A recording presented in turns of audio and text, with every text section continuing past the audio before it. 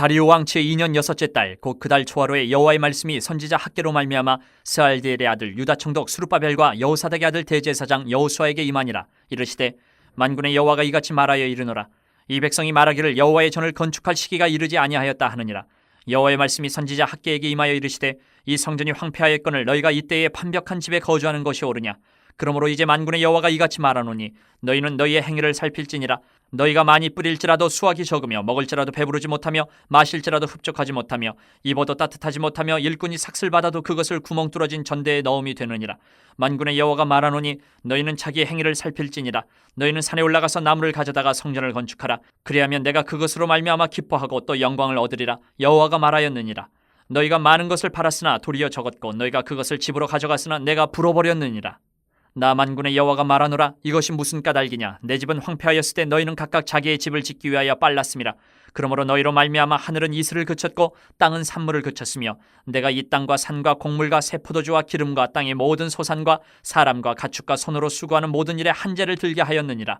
스알디엘의 아들 스룹바벨과 여호사닥의 아들 대제사장 여호수아와 남은 모든 백성이 그들의 하나님 여호와의 목소리와 선지자 학개의 말을 들었으니 이는 그들의 하나님 여호와께서 그를 보내셨습니다. 백성이 다 여호와를 경외하매 그때 여호와의 사자 학개가 여호와의 위임을 받아 백성에게 말하여 이르되 여호와가 말하노니 내가 너희와 함께 하노라 하니라. 여호와께서 스알디엘의 아들 유다 총독 스룹바벨의 마음과 여호사닥의 아들 대제사장 여호수아의 마음과 남은 모든 백성의 마음을 감동시키시매 그들이 와서 만군의 여호와 그들의 하나님의 전 공사를 하였으니 그때는 다리오 왕치의 2년 6째 달 24일이었더라. 우리가 세상을 살아가면서 진짜 정말 사모하고 바라야 할 것은 예수 그리스도를 통해서 얻게 되는 은혜를 사모해야 합니다. 그러면 이 예수 그리스도를 통해서 주어지는 은혜를 얻으려면 우리가 어떻게 해야 할까? 오늘 그 말씀을 본문에서 우리가 한번 찾아보려고 합니다. 먼저 역사적인 배경은 학개서는요, 우리가 앞서 에스라서를 우리가 묵상을 했는데 에스라서는 포로 기환 두 번째 귀환을 해서 있었던 성전 건축에 관한 일들이 에스라서고 이 학개서는 1차 귀환, 그러니까 에스라서보다 훨씬 앞입니다. 1차 귀환한 백성들이 성전을 짓다가 여러 가지 이유로 포기를 하고 멈춰 있는 상태예요. 성전을 다시 짓지 못하고 멈춰 있는 상태에서 학개 선지자가 하나님의 말씀을 받아서 그 성전 건축이 멈춰져 있는 이스라엘 백성들에게 선포한 말씀이 학개서입니다. 이스라엘 백성들은 하나님이 거하시는 성전이 짓다가 멈췄어요. 16년을 멈췄어요. 그러니까 앞에 잠시 지어놓은 것도 이제는 16년이 지나다 보니까 황폐하게 되는 거예요. 그나마 조금 짓다가 말았지만 그것마저도 황폐하게 돼요. 그런데 계속해서 무관심합니다. 백성들은 자신들의 형편이 궁핍해서 또 우리를 방해하는 사람들이 있어서 성전 건축할 형편이 안 된다. 그래서 관심을 끊어버린 거예요.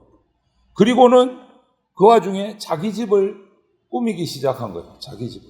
이런 백성들에게 하나님은 하나님 당신의 일을 제쳐두고 자기 일에 빠져있는 당신의 백성들에게 선지자를 보내서 너희들 지금 하는 행동 좀 살펴봐 스스로 이렇게 말씀을 하십니다. 하나님을 뒷전으로 밀어낸 백성을 그냥 내버려 두지 않으세요.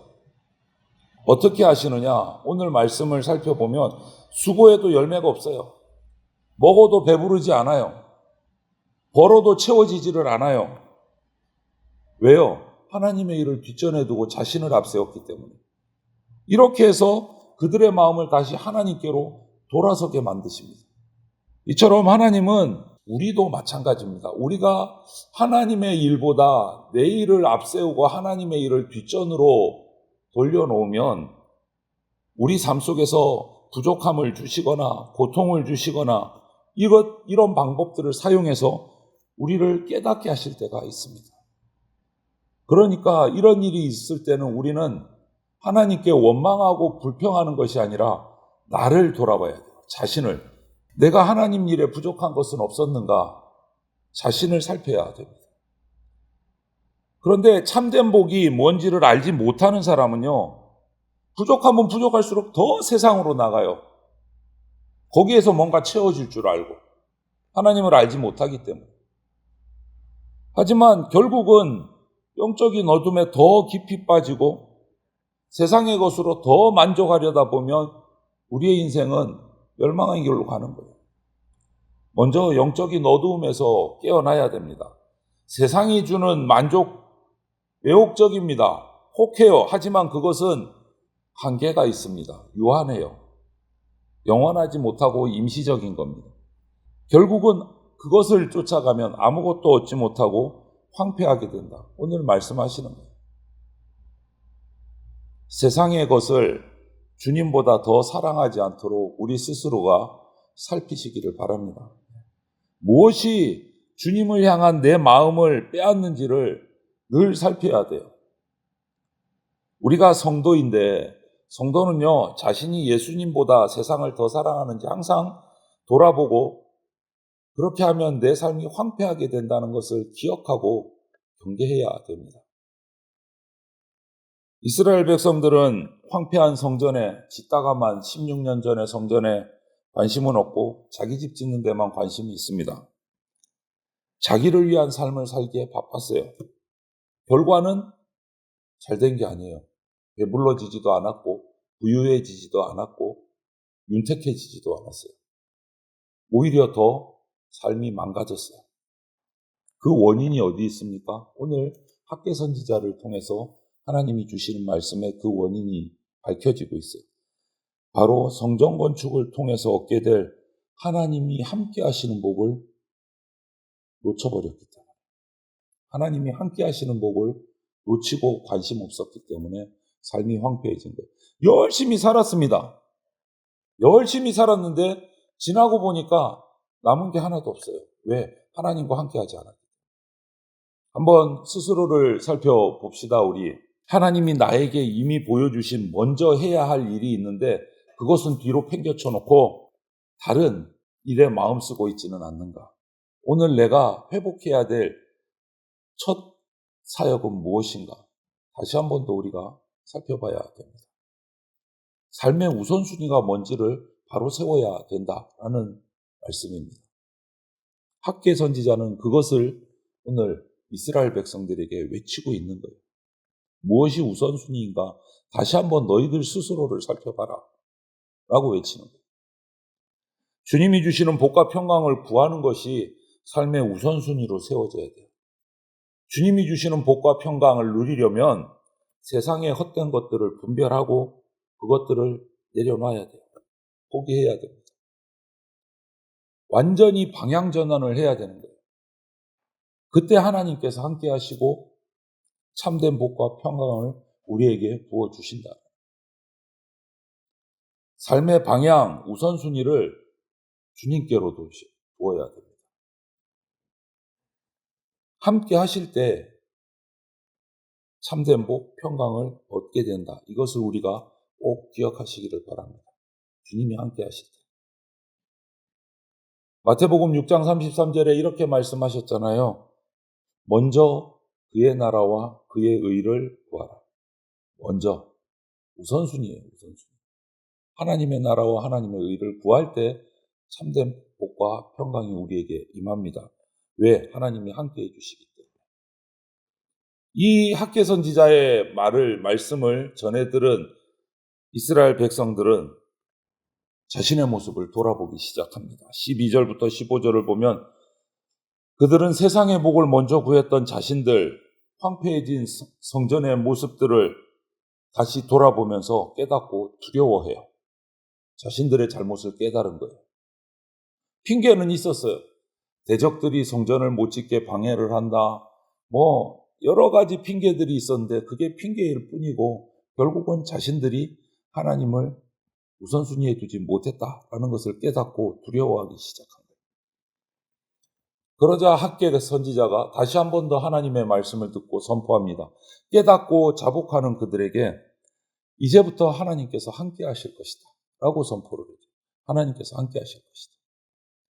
그 약속을 받자 새 힘이 쏟았어요. 그 무너진 성전을 다시 세우기 시작합니다. 지도자였던 1차 귀환의 지도자였던 수룹바벨과 대제사장 여호수아가 앞장서서 모든 백성들이 하나님 말씀을 듣고 순종하기 시작을 합니다. 여러분, 여기서 우리가 깨닫는 것은 하나님 앞에 우리가 순종한다 하는데, 순종이라는 것은요, 그냥 하나님의 말씀을 듣고 이제부터 지킬 거야, 이 결심이 순종이 아니에요. 순종은 하나님의 말씀을 듣고 단순한 결심으로 끝나지 않고 행동으로 옮겨지는 것이 진짜 순종이에요. 그게 믿음이 됩니다. 행동으로 옮겨지는 것이.